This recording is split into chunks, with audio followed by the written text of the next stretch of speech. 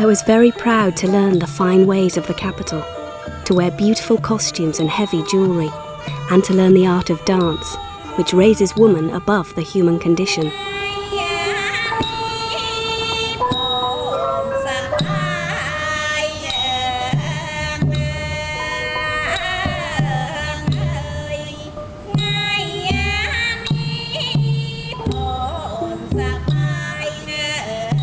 I wanted to be a Lokon, as beautiful as a goddess, admired from afar by the crowd, and I dimly began to envisage a future full of success and earthly glories.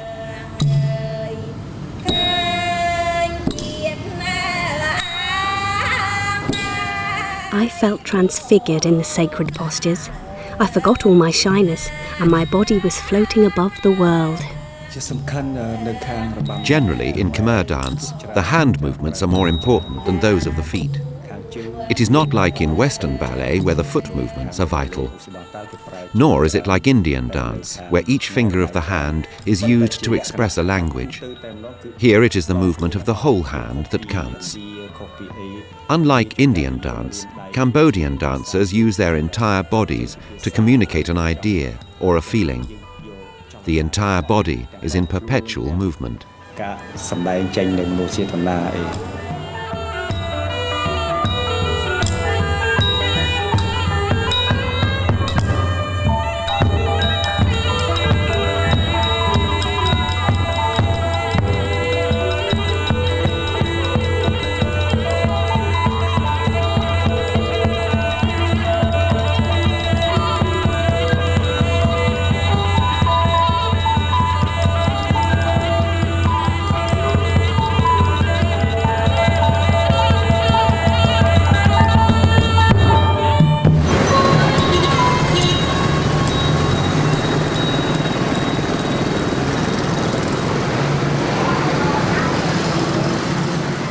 At 6:30 every weekday morning, Noon Kanya, who is 15, leaves her family to attend the Faculty of Choreographic Arts of the Royal University of Phnom Penh.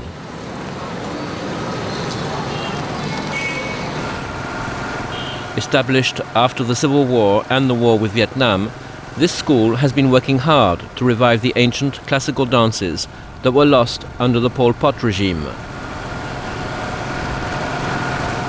During the so-called Cambodian Cultural Revolution, the Khmer Rouge killed 80% of the royal dancers and teachers who practiced before 1975.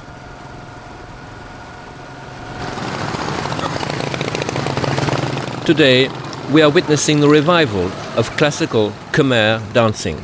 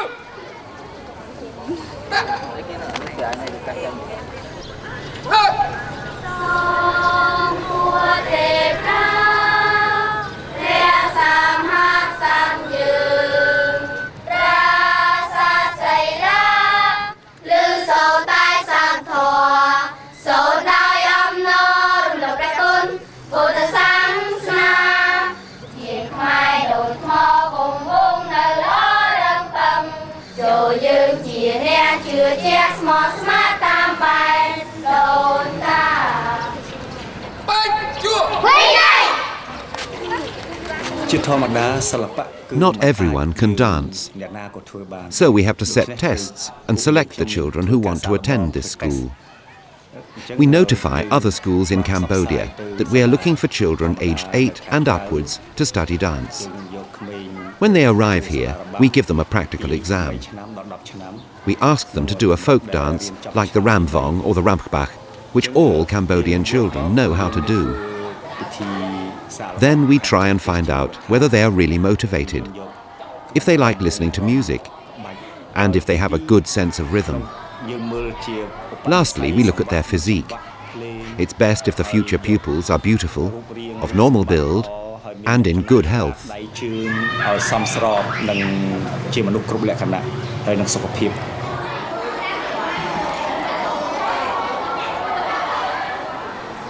First of all, the exercises consisted of loosening up the neck joints, the ankles, the fingers, the waist, and the knees. My whole body was stretched or bent, as flexible as a creeper.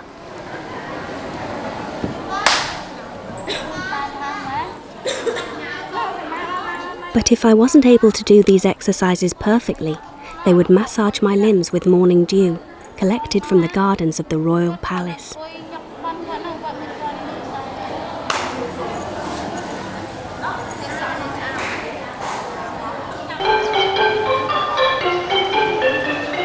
I found it exhausting. For example, standing on one leg, slightly bent, my arms raised above my arched chest, my fingers sometimes curved so that my nails touched my forearms. Here, the teachers generally have to be firm, even strict with the pupils, especially with the ones who don't pay attention. Learning classical dance requires a high degree of discipline and perseverance. As for me personally, before I became principal dancer, I had to work extremely hard. It takes a lot of patience and dedication to succeed in this art.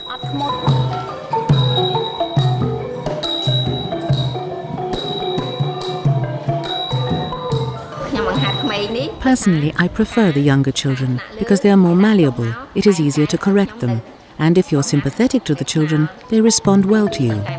I always try to motivate them, to explain the theory behind the movements, why we make such and such a gesture. My way of teaching is continually changing. I must always tailor what I do to ensure that the children want to work with me.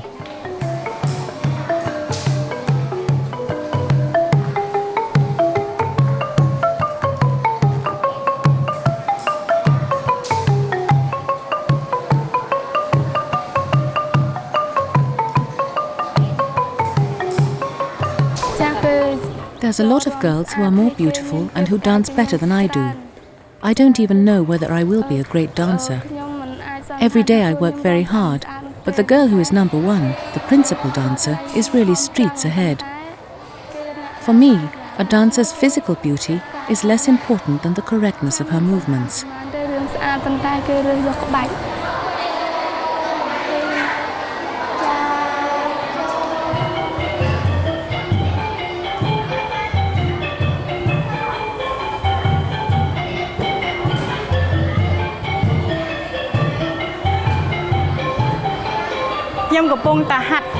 Every morning we have to do these basic exercises.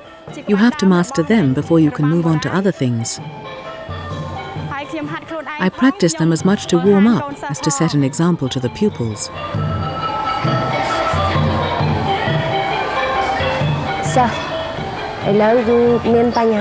The students of today have difficulties that did not exist when I was at school. For example, they find it hard to concentrate. When the pupils are attentive, they progress quickly. But when they are lazy or don't concentrate, they often have to repeat the same movements several times. And then I'm not at all happy.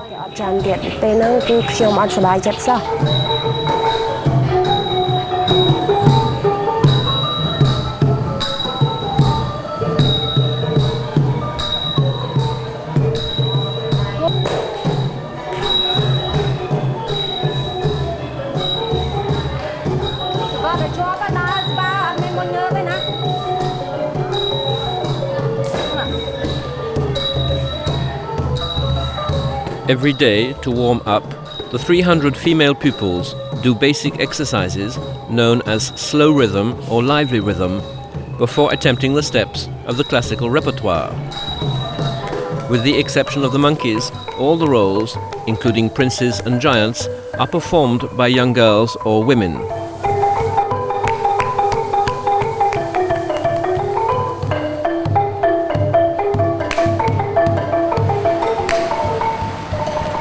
At around 10 a.m, Princess Boppha Devi arrives, accompanied by a few bodyguards and her 5 Pekingese. She is the daughter of King Norodom Sihanouk and granddaughter of the Queen Mother Rreah Kossmak.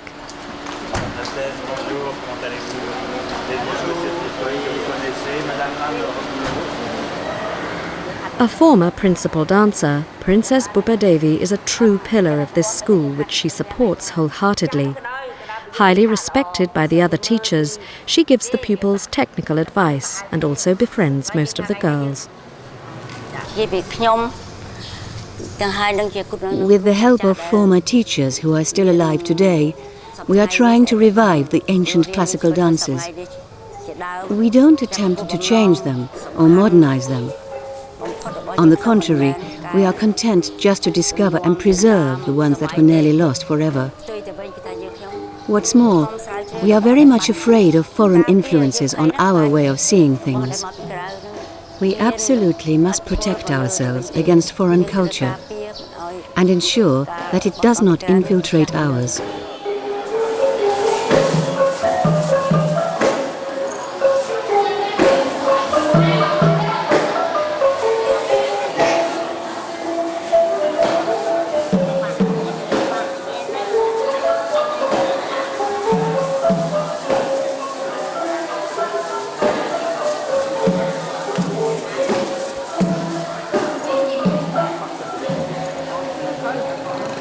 The Chaktamak Theatre, the only theatre in Phnom Penh that has not been destroyed, is the second most important dance venue.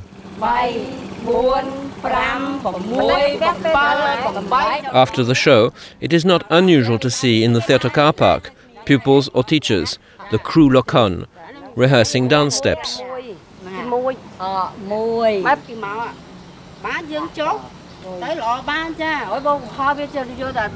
The art of Khmer dance is passed on orally, physically, from one generation to the next, by ballet teachers who are truly living dictionaries.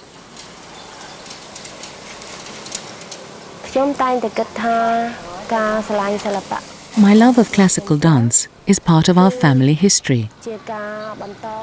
Often the steps are passed on from one generation to the next within the same family, and with the king's permission. For example, my grandmother, who was a highly renowned teacher, was also a concubine of King Monibong's and received from him her title of Lok Kun. My mother is also a teacher and has been awarded the title of Principal Ballet Teacher by King Norodom Sihanouk.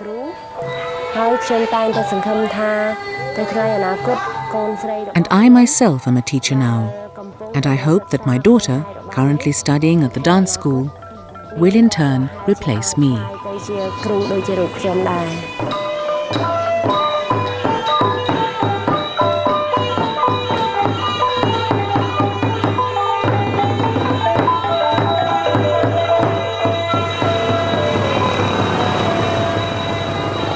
The Royal Palace, built of reinforced concrete by the French and inaugurated by King Jayavarman in 1919, is the third dance centre.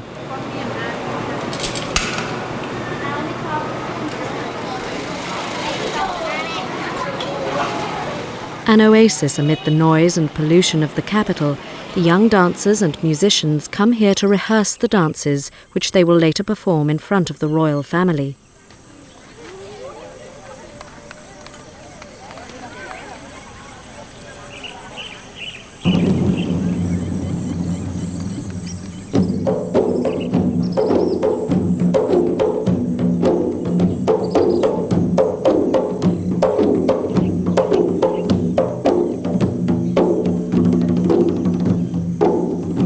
Before the outbreak of the Civil War in the 70s, this big room, the Sal Chanchaya, the Hall of Moonlight, was also the home of the dance school. The girls lived inside the palace, protected from the temptations of the outside world. Nowadays, as in the past, discipline reigns supreme. I make my pupils repeat the same thing over and over again. And when I see that they don't remember what I've told them, I lose my temper. And sometimes I hit them.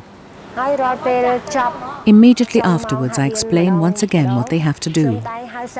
Then, at the end of the morning, when the class is over, we sit down together and talk.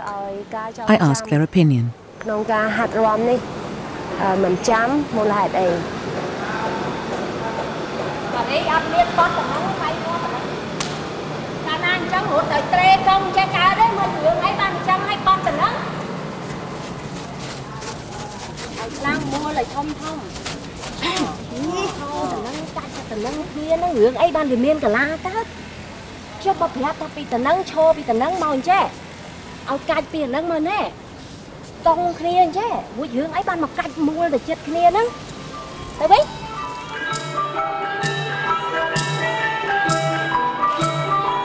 We lock-ons, especially the ones who began as young as I did, we are not made like ordinary women. Deep inside the palace, far from the outside world, the life we have led has transformed our mentality and made our bodies something precious, fragile and delicately supple.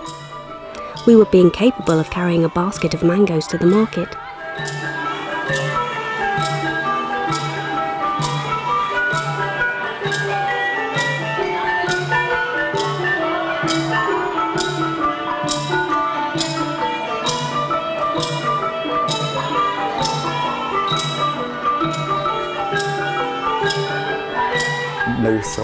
In Cambodia, unlike the other Asian countries, we respect and are fond of monkeys. Very often in other countries, people think they are stupid creatures. Here, the monkey is considered to be someone, almost like a human being, who has his own qualities. We find them intelligent, mischievous, and above all, courageous.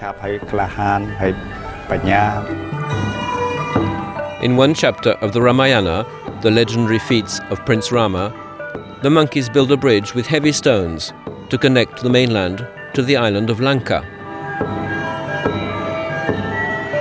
Prince Rama would then be able to rescue his beloved Sita, who had been abducted and held captive there. But nothing is simple in this fairy tale of love and war. The sea sirens are disturbed and decide to dismantle the bridge. Hanuman, the Monkey King, is obliged to seduce the Siren Queen so that she will not prevent Rama and his army of monkeys from crossing over to Lanka.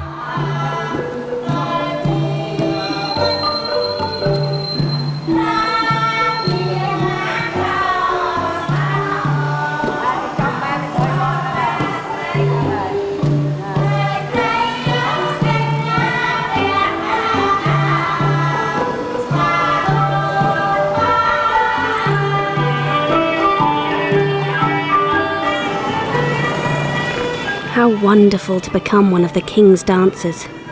I said to myself that the common people would no longer dare treat me like a little girl. I would have lots of jewels, scarves and fabrics, slaves to follow me carrying my slippers, cars, elephants and covered pirogues to travel around in during the holidays, which I would be sure to obtain from time to time.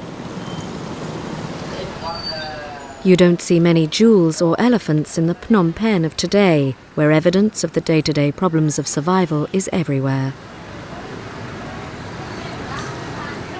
Proeung Chhieng, for example, the director of the dance school, earns only the paltry sum of $30 a month, and Noon Kanya's family, some 10 people in all, are crammed into this tiny 2-roomed apartment situated in the heart of the city. The student's father works for the Cambodian military, and his position is almost enviable compared to others. Even Cambodia's principal dancer of female roles, Sam Satya, earns a pittance in comparison with the leading Thai dancer or a Western prima ballerina. Each dancer's standard of living depends almost entirely on what she had before becoming a dancer. Here you don't get rich by being a dancer. Even as principal dancer, I don't earn any more than the others. For each performance, we share the box office takings equally among ourselves, which means that each of us receives a pittance of a salary.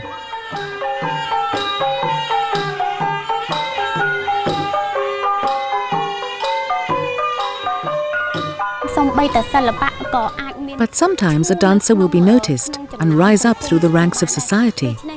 For example, Okphala, the principal Apsara dancer, married the Minister for Tourism and became an example to all of us. So not all dancers are doomed to live such a hard life.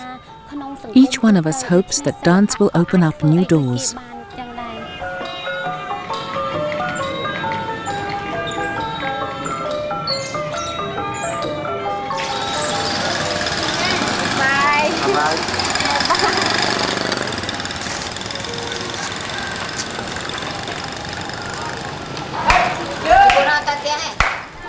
Dance in Cambodia is either classical, that of the Apsaras and the legends, or traditional. Traditional dance, not devoid of humour, is practiced mainly in the countryside and draws on everyday life and peasant customs for inspiration. The rice harvest, gathering in the crops, burial rites, or the sound of coconuts banging together.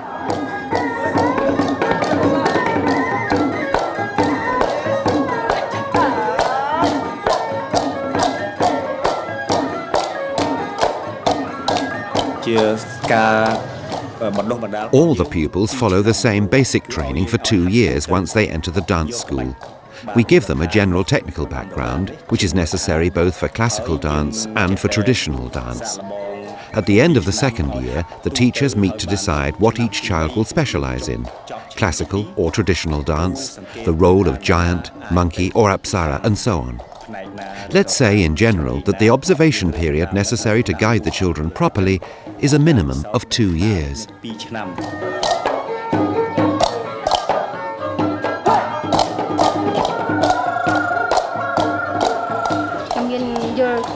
In my view, a large number of pupils, boys and girls, are turned down by the classical section because their physique does not meet the necessary criteria.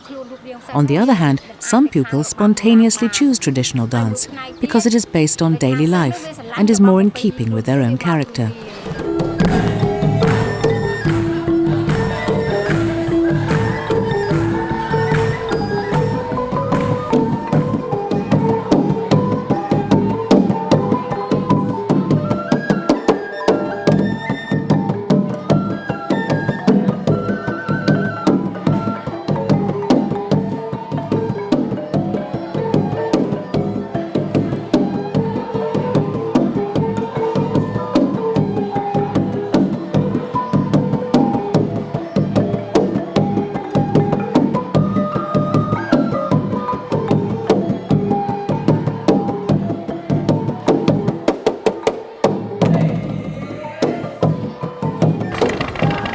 A boat, the Mekong, girls. At every possible opportunity, the pupils of the Royal Dance School leave Phnom Penh to see performances by the many traditional dance troupes that are to be found everywhere in the Cambodian villages.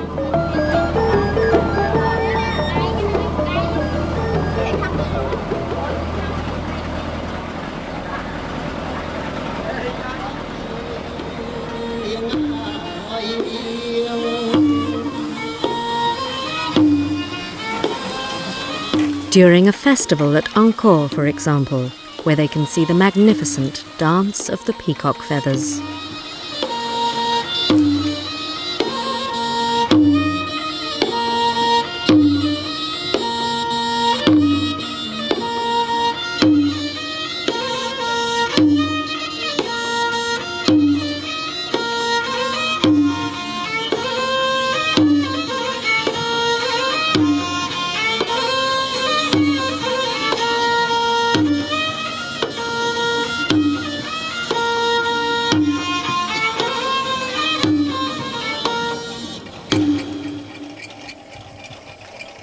Because of lack of funds, it is the teachers of the royal school or their children who make the silk fabrics, embroider and thread the sequins, one by one, onto golden strings.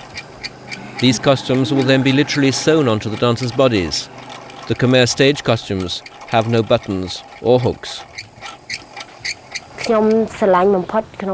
I love making the clothes and embroidering Khmer motifs because it is a tradition that has been handed down through the generations, and we must try to respect it. Unfortunately, it is a dying tradition because girls no longer want to do this sort of work, which they find difficult and boring. What's more, making stage costumes is very expensive. 500 grams of gold sequins costs more than $100, and that is really a problem for us. The royal school does not have any money.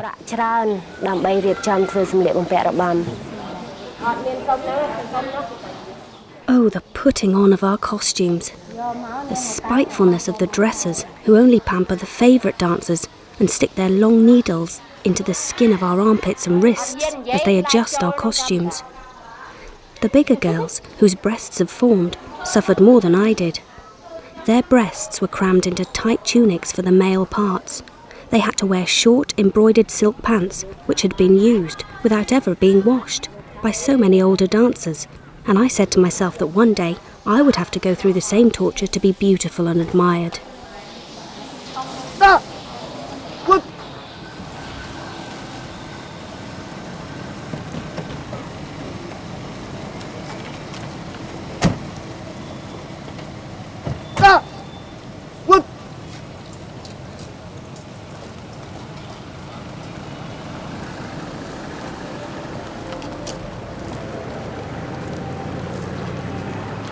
There are episodes in life that you can never forget.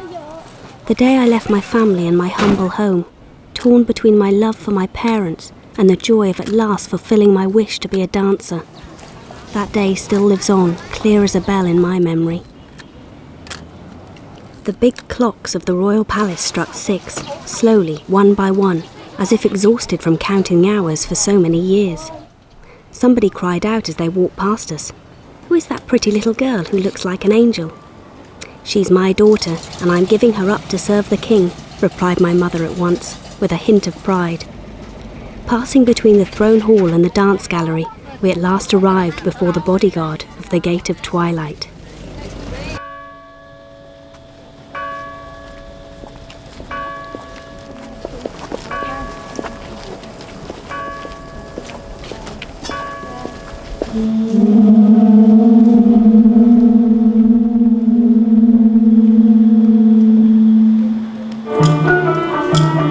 Enter the army of monkeys.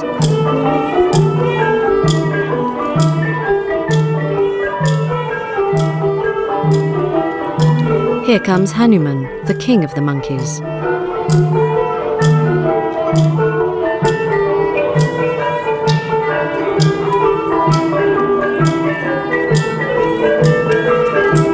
The monkeys build the bridge to Lanka with heavy stones.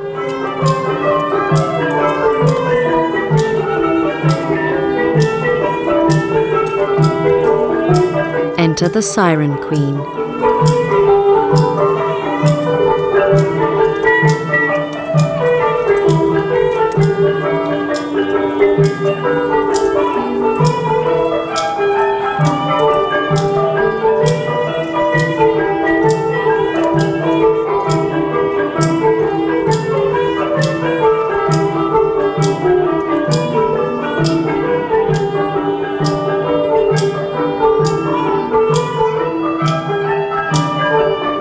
The Siren Queen beckons to her sirens.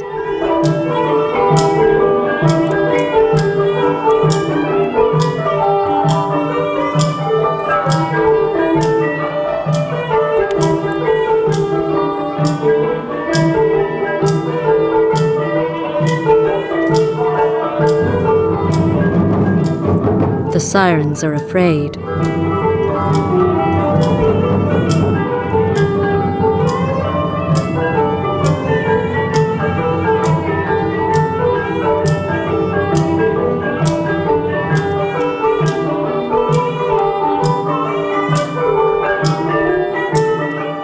The sirens dismantle the bridge.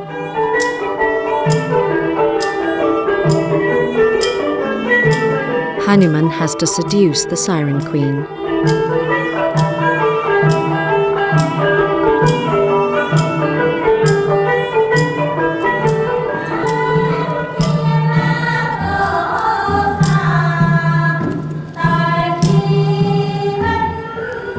To have a true appreciation of the classical dance, it is essential to know the legends and also understand the language of the movements. Complex and highly formalized, it leaves no room for improvisation. Georges Grolier, director of the School of Arts in Phnom Penh in 1929, noted no less than 1,165 main postures.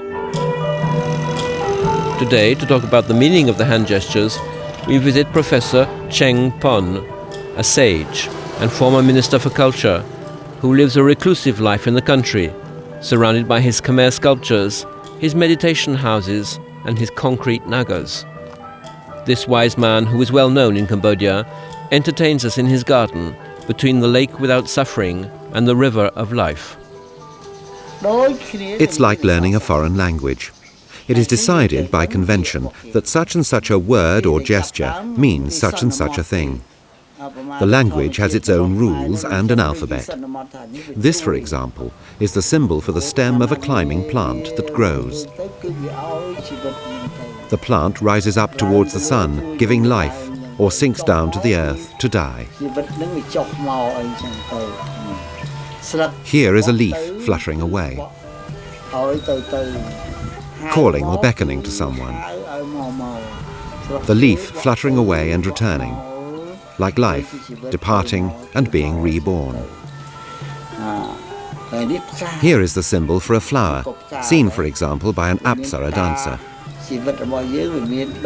The flower sways in the wind.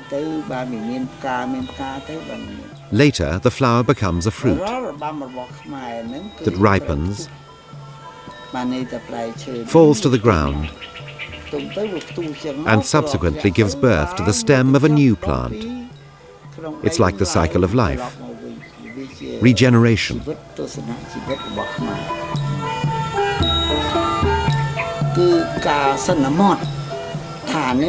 This is the gesture for loving.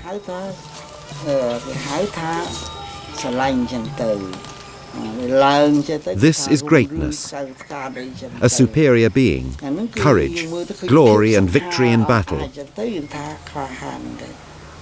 Here is the gesture for sadness. You cry, wipe away your tears, and put on a sad expression. The dance called Moni Mekala contains one of the most difficult movements. You have to descend to the ground on one leg in a single movement, and then rise up again without cheating. I mean, not like this, with both legs, but using the strength of just one leg. And that is much harder. And then you go down again.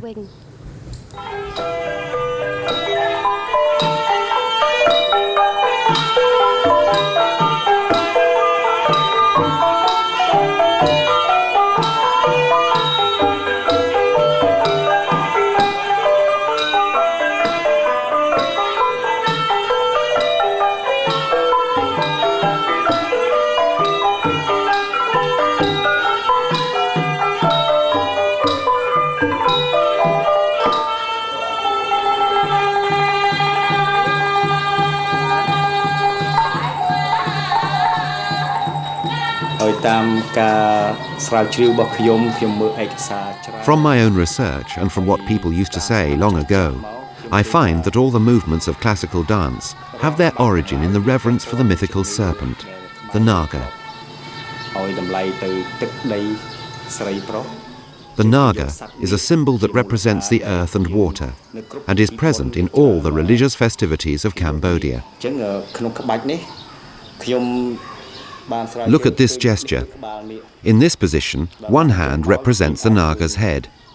The arm is the body. The other is the tail. Sometimes the dancer can portray a two-headed Naga.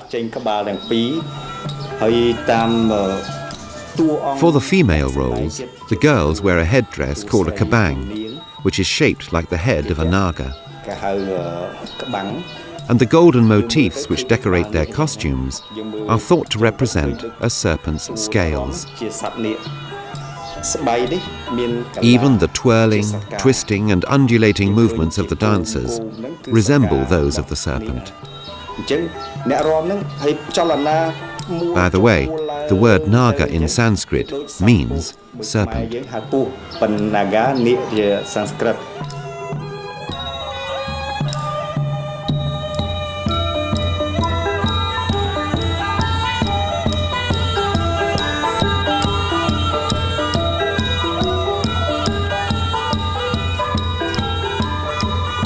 Another version tells us that the Naga can act as a bridge to heaven. There are Nagas everywhere, in the pagodas and the royal palace. Ascending a staircase surrounded by Nagas, the dancers are heading towards a new world, towards the next world. It is said that the dancers transmit messages from earth to heaven. That is why, during religious ceremonies nowadays, the dancers are used as a means of communicating, of interceding with the gods.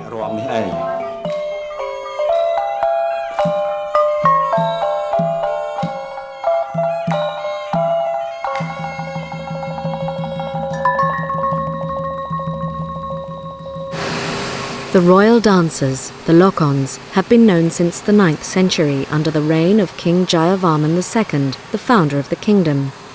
It is said that in the days of Jayavarman VII, centuries later, 3,000 Lokons danced at his court. But today, what is left of the movements of the celestial dancers carved in stone by the Khmer artists of that era?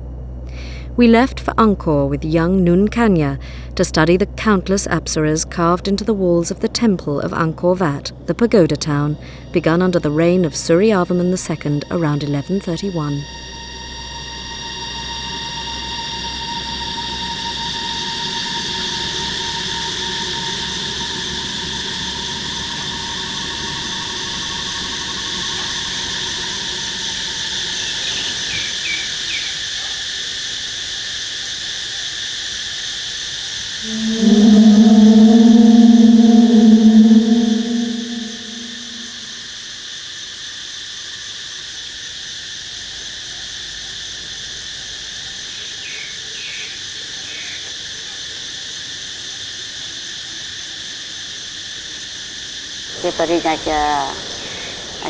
With the decline of Angkor, from the 15th century onwards, the Royal Ballet deteriorated, mainly due to war and sporadic fighting with the neighbouring countries. In the 1950s, my grandmother, Rreah Kossmak, decided to take over the direction of the Royal Ballet herself. The first thing she did was to bring together all the former Cambodian dancers and teachers to work from the movements depicted on the bas-relief at Angkor Vat and from the royal manuscripts. Today, we must continue her work with the teachers who are still alive and ensure that Khmer Ballet regains its former glory. According to Hindu legend, the celestial dancers, the Apsaras, were born from the churning of the ocean during the search for ambrosia, the nectar of immortality.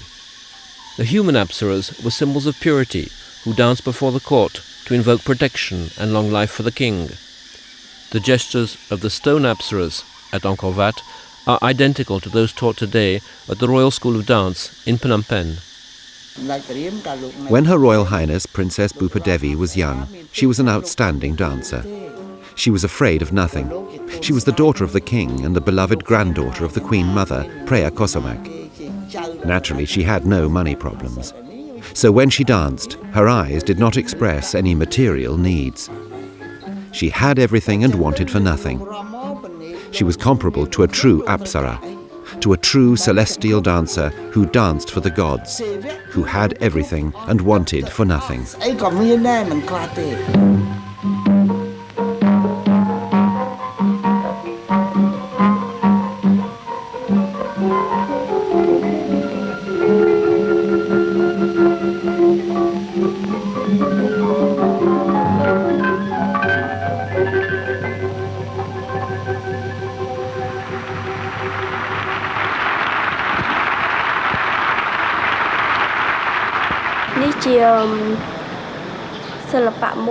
When I started dancing, I wasn't very good. But Princess Boppha Devi picked me out. And I think she realized I had some talent, but that it needed to be developed. From the day she took me in hand, and thanks to our joint efforts, I began to make steady progress. Personally, I consider her to be a teacher of international renown. And also she's like a mother to me. Our custom requires, and always has done, that we have a tremendous respect for the royal family. That is so with Princess Boppha Devi, both in the dance world and outside it.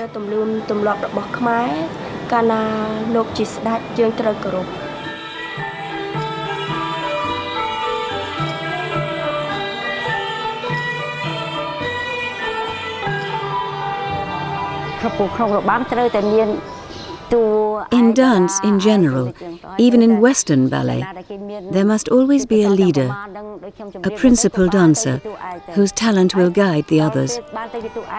So this person has to be trained for the role of principal dancer. I myself was a star dancer and was taught to perform the role of the first Apsara.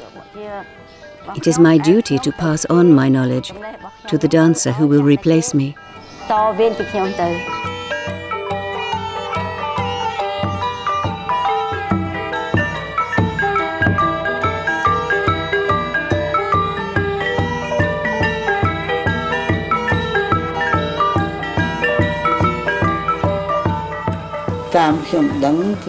As far as I know, Apsaras never performed for money. It's not like nowadays when they dance to have rice in their stomachs. In antiquity, they didn't perform for a human audience. They danced for the gods. Unfortunately, these days, it is impossible to ask girls to give up their earthly riches and sacrifice their physical beauty for the sake of dance. No girl would agree to purify herself in this way.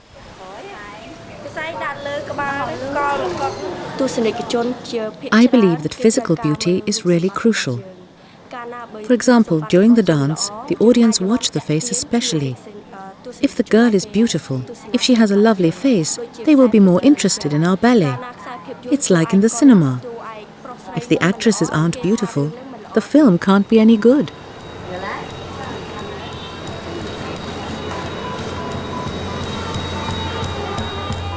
Under the painted face that concealed her amber skin, in the mystical burning of her jade eyes, he could sense the arrogance of intact virtue, the pride of being beautiful to the depths of the soul, without a single regret, without a blemish.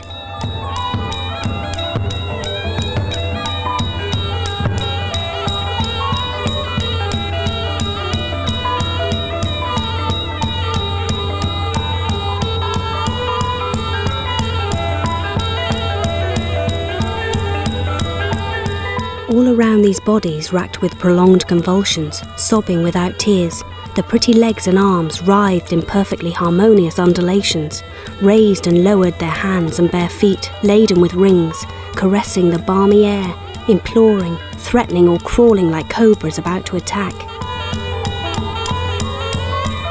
In fact, to the audience, they were no longer women, but angels covered in priceless jewels.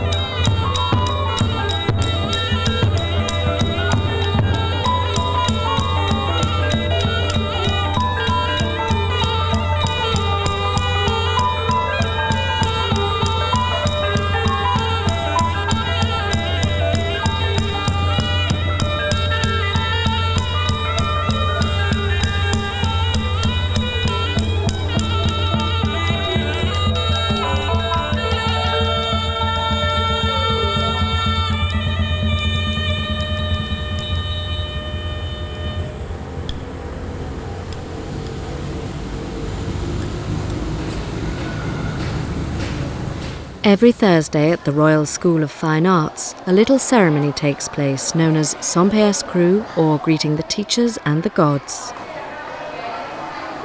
You could say it's a ceremony of thanks from the pupils to the teacher. It's a tradition that is passed on from one generation to the next. Anyone who is not appreciative of the teacher is accused of being ungrateful. And the ungrateful pupil or the ungrateful child who forgets their parents is committing a very serious misdemeanor. But the opposite is also true. In exchange for this gratitude, the teacher is expected to be vigilant and help the students make progress as much as she can. When the teachers feel that the pupils have rehearsed sufficiently, a more sophisticated ritual is performed. The Sompeas Kru Lokon Krop Muk, which means the ceremony for greeting the teachers and the gods and for trying on masks.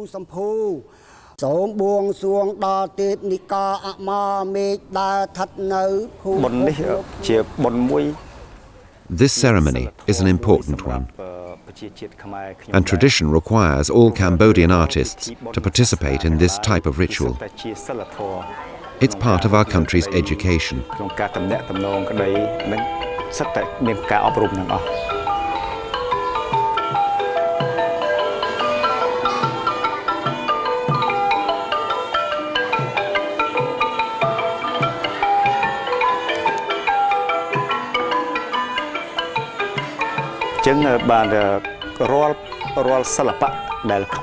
The various disciplines which make up our artistic culture, sculpture, music, dance and theatre, are all associated with religious beliefs. Each and every ceremony is based on religion. As you know, in Cambodia, since antiquity, we have had three main religions: animism, Brahmanism and Buddhism. Nowadays, the official religion is Buddhism, but in everyday life, we all practice a mixture of the three. This trying on of the masks takes place once or twice a year, again always on a Thursday, and confirms that the best pupils are allowed to don all the insignia of their art to play their parts as monkeys, giants, apsaras or sirens in full. For the Tep Monorem, the dance of the divinities, for example, performed at night in front of the central tower of Angkor Vat.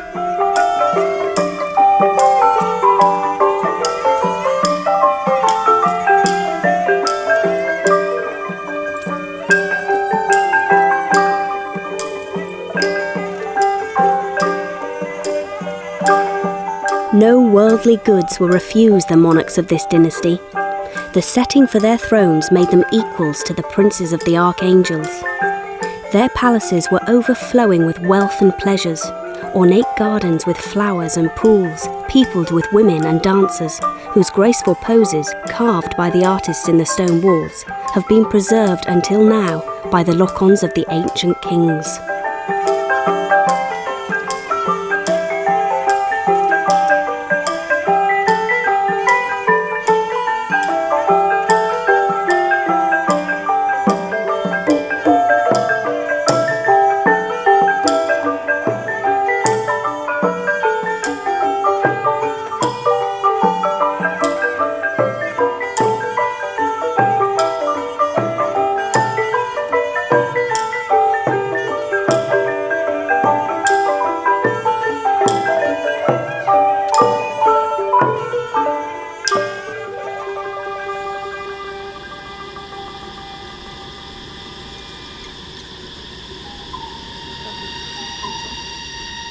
Then the sin of the leper king brought a curse upon his empire. Angkor was doomed to be destroyed and abandoned. The people, defeated, dispersed, taken captive by the Siamese conquerors, forgot within a few generations the secrets of its power, leaving a desert around these cursed monuments, a sanctuary for wild animals and spirits.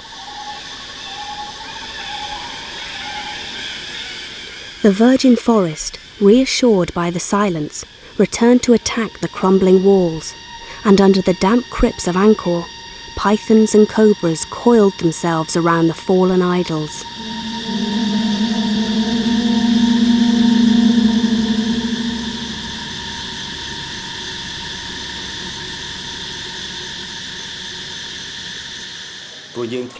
Our country effectively declined after the fall of Angkor. If we compare our culture to a tree, it was as if all the branches of the tree had been cut. The trunk remained, and we were able to survive. But under Pol Pot and the Khmer Rouge, The catastrophe was much worse. It was as though the very roots of that tree had been poisoned. It was the total destruction of our culture. Tul Sleng, Phnom Penh's tragically notorious lycée, which the Khmer Rouge turned into a concentration camp.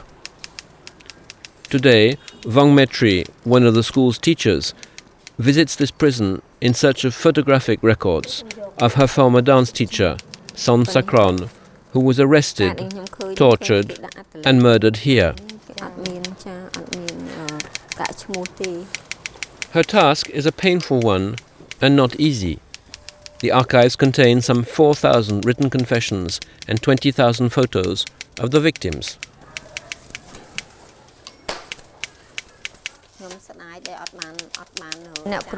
Sam Sakran was my teacher, and she was also a great dancer, for she was the principal dancer of female roles. Of course, her assassination was tragic. She was very generous. She gave her all to her pupils. She kept nothing back, explaining the meaning of every gesture in a very simple way.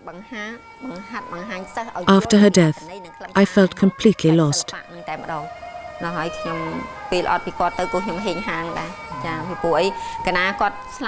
When she died, nearly all her knowledge died with her. Only a few traces remain. Only the memory of her knowledge lives on in us, her former pupils.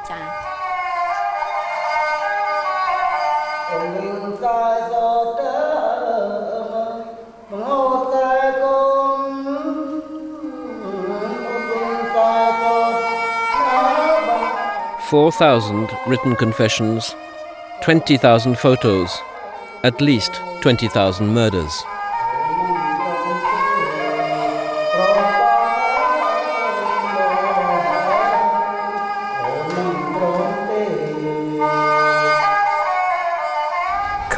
The Khmer version of the Ramayana is unique. We have humanized the gods and, so to speak, brought them down to earth. For example, Prince Rama represents intelligence, Sita, his wife, personifies beauty, and Hanuman, king of the monkeys, represents cunning. Not far from the beginning of the story of the Ramayana, Prince Rama gives Hanuman his ring. The king of the monkeys will use his magic powers to join Sita and give her the prince's ring.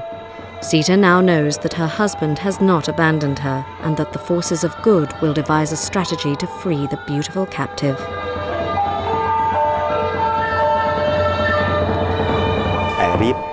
As for the giant, Reap, he is the symbol of the powers of evil. He has 10 heads and 20 arms, which means that the spirit of evil is everywhere and comes in different forms. It's like in everyday life, the forces of evil are, unfortunately, very powerful.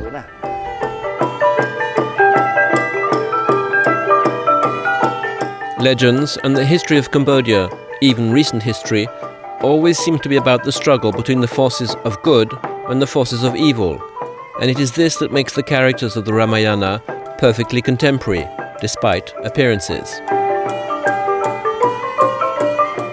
After many terrifying ordeals, Rama wins his battle against the army of the wicked giant Reap and rescues his beloved Sita. But alas, as soon as he has her back, he suspects her of infidelity, and Sita feels she must undergo the ordeal by fire to prove her innocence. If she emerges unharmed from the flames, it will mean that she had never been unfaithful to Rama.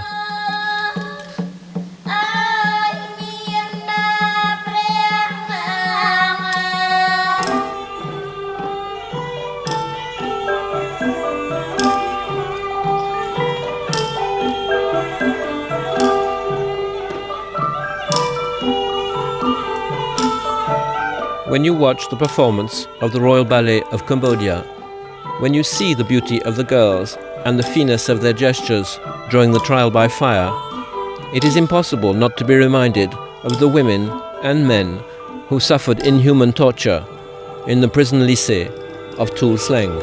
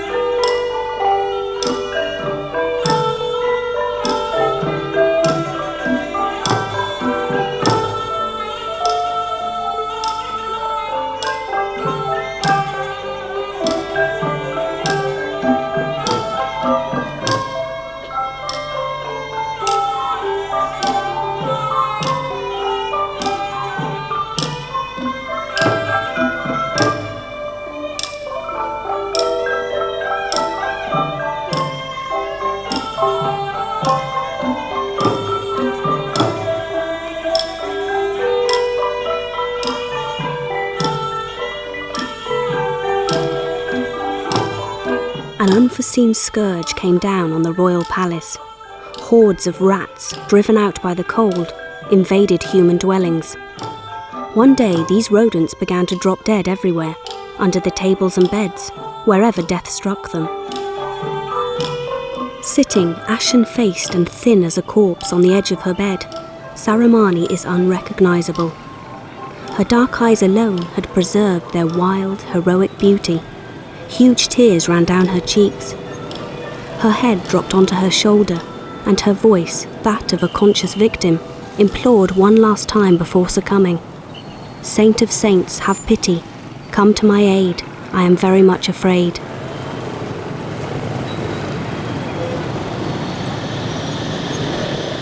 Saramani, where are these people taking you? The unrecognisable remains of the plague, born 10 centuries too late, in these corrupt times.